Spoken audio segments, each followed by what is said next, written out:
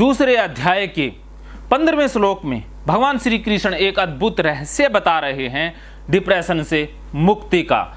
भगवान श्री कृष्ण अर्जुन को कह रहे हैं, हे पुरुष श्रेष्ठ, सुख दुख को समान समझने वाले जिस धीर पुरुष को ये इंद्रिय और विषयों के संयोग व्याकुल नहीं करते, वह मोक्ष के योग्य है। मोक्ष वो नहीं है जो मरने के बाद मिलने वाला है। मोक्ष वो है जब हम सुख दुख, सफलता असफलता को एक समान मान लेते हैं, उनके अंदर दृष्टा हो जाते हैं और प्रकृति के नियमों के अनुसार जीवन यापन करने लग जाते हैं, वही मोक्ष है। जिस समय आप खुशी में हैं, आनंद में हैं, मस्ती में हैं, आप मुक्त ही हैं, आप मोक्ष को ही प्राप्त हैं। शास्त्रों में, पुराणों में और बाकी ग्रंथों में मोक्ष की बहुत चर्चा की गई है।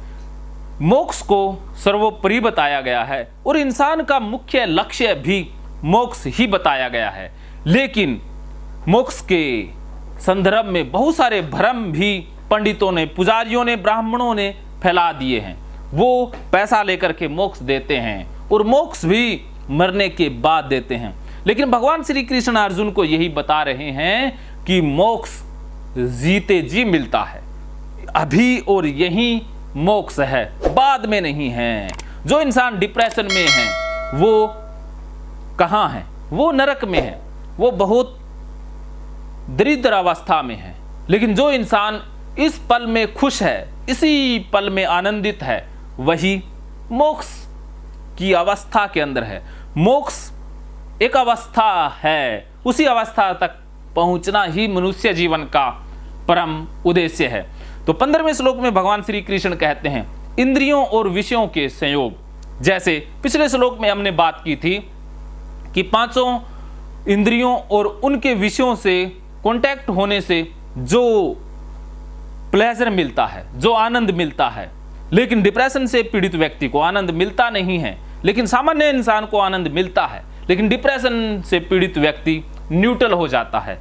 लेकिन भगवान श्री कृष्ण कहते हैं कि ये न्यूट्रल अवस्था क्या है?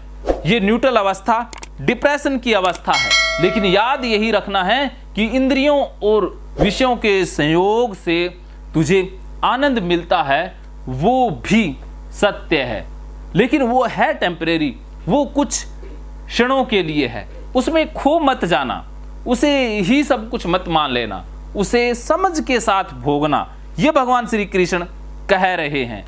जैसे डिप्रेशन से पीड़ित व्यक्ति व्याकुल हो जाते हैं, उन्होंने जो देखा उसे वो बुरा महसूस कर रहे हैं कि मेरे जीवन में जो दृश्य घटित हुआ, डिप्रेशन आंखों से भी आता है। कैसे? जैसे आपने बहुत बुरी घटना देखी, कोई मारकाट देख ली, कोई त्रासदी देख ली, कोई भूकंप देख लिया, उसके बाद आपके अंदर डिप्रेशन का उदय हो गया। तो आपने यही जानना है कि जो आंखों से आपने देखा उससे व्याकुल होने की जरूरत नहीं है, बस आंखों ने दिखा दिया। आप समझ बनाकर रखें कि ये अनित्य है, ये कुछ दिनों के बाद बदल जाने वाला है। उससे व्याकुल न होना डिप्रेशन से मुक्ति है। लेकिन आप व्याकुल हो जाते हैं, वो डिप्रेशन में जाने का ही कारण है। कानों से कुछ भी सुना, किसी ने गालियां दी, बॉस ने डांटा, या किसी और ने बहुत बुरे भद्दे अभद्र वचन कहे, उससे आप डिप्रेशन में चले गए हैं। लेकिन भगवान श्री कृष्ण कह रहे हैं कि उस समय आपको न्यूट्रल रहना था, आप न्यूट्रल हो जाएं। अब आप मन से पकड़े हुए हैं, उन्हें छोड़ दें कि वो अनित्य हैं, वो कहने वाला जा चुका, सब कुछ जा चुका, अभी कुछ भी नहीं है। आप न्यूट्रल हो जाएं, अर्थात आप उनसे अब व्याकुल होना बंद कर दें, तो डिप्रेशन ठीक हो जाएगा। इसी प्रकार बाकी इंद्रियों के विषयों के साथ जो कांटेक्ट हुआ और आपने उसे बुरा मान लिया कि ये तो बहुत गलत हुआ है, लेकिन भगवान श्री कृष्ण कह रहे हैं कि उनमें व्याकुल होने की जरूरत नहीं थी। अब आप मंथन कीजिए, अपने पास्ट में एक बार चले जाइए। मैं इस वीडियो में पास्ट में एक बार जाने के लिए कह रहा हूं। आप याद कीजिए जिसके बाद आप डिप्रेशन में गए, उस घटना को याद कीजिए, उन बातों को, आंखों से कुछ देखा उसको याद कीजिए, स्वाद कुछ मिला उसे याद कीजिए, या स्किन से कुछ मारकाट हुई उसको याद कर लीजिए, कानों से कुछ सुना उसे याद कर लीजिए। जब आप याद करेंगे और समझ लीजिएगा कि वो अनित्य था, उसे आपने परमानेंट मान लिया है, वो अनित्य था, वो तो कुछ देर के बाद बदलने ही वाला था, लेकिन आपने उसे परमानेंट माना कि वो ही सत्य था। वो सत्य नहीं था, वो असत्य था, वो बीत चुका है, उसमें व्याकुल होने की कतई आवश्यकता नहीं थी। व्याकुल हुए, इसी कारण से डिप्रेशन में गए। लेकिन अब आप पास्ट की घटनाओं से, पास्ट में जो कुछ हुआ उससे व्याकुल होना बंद कर दें तो डिप्रेशन से बाहर भी आ जाएंगे। यही 15वें श्लोक का गहनतम महानतम रहस्य है। मानो तो मौज है, वरना समस्या तो रोज रोज है। महकेंगे फिर से खुशियों के रंग भगवत गीता थेरेपी कोर्स के संग। इतिहास का पहला ऐप जो गीता के माध्यम से ओसीडी डिप्रेशन का इलाज आसान बनाएगा। ओसीडी डिप्रेशन का इलाज हुआ और भी आसान, और वो भी बिना दवाई, घर बैठे। किसी को बीमारी की चिंता है तो किसी को चिंता की बीमारी है।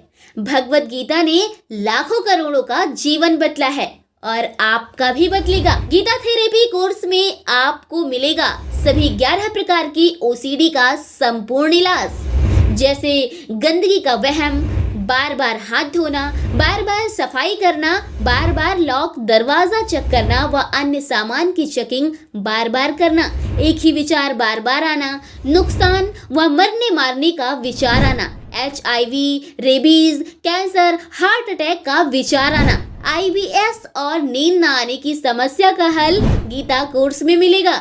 आत्महत्या वाले विचारों से मुक्ति भी गीता थेरेपी कोर्स से मिलेगी। राजेंद्र जोधपुरिया ऐप पर आपको ओसीडी से संबंधित राजेंद्र जोधपुरिया की किताब भगवत गीता के मनोवैज्ञानिक रहस्य और अन्य टिप्स पढ़ने को भी मिलेंगे। गीता है महान थेरेपी। गीता में CBT, हिप्नोथेरेपी, माइंडफुलनेस, ERP व अन्य बहुत सी साइकोथेरेपीज का समावेश मिलेगा। राजेंद्र जोधपुरिया ऐप एक, फायदे अनेक। आज ही प्ले स्टोर से डाउनलोड करें, लिंक डिस्क्रिप्शन में है।